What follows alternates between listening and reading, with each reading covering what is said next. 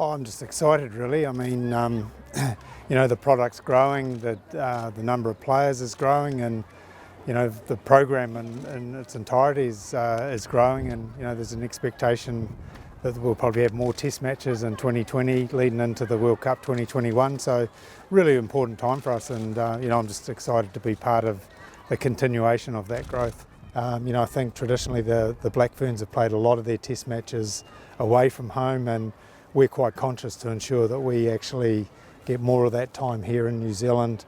We've got a tremendous following.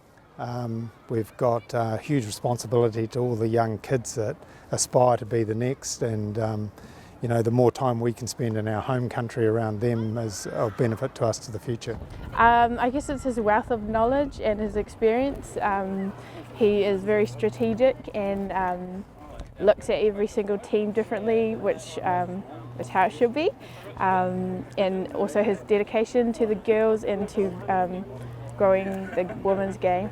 You can definitely tell that people are more acknowledging the women's game and following it, and people, like, sometimes I go down to the dairy and people know me, but I'm like, how?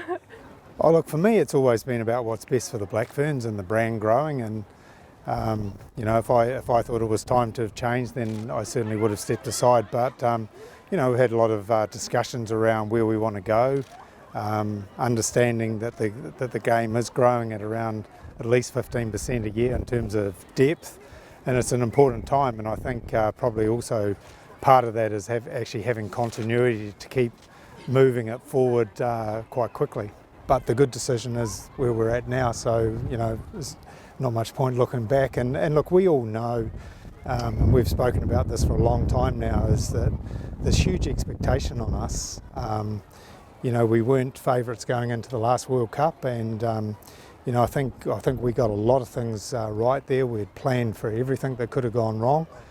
We played a different style of game in the final to what we played in some of the pool games, and the challenge for us is to make sure that we keep advancing our game understanding, game knowledge, our skill base, all those things, and our getting all of our conditioning right, to a new level. By the time we get to the end of 2020, we should be in a really good place.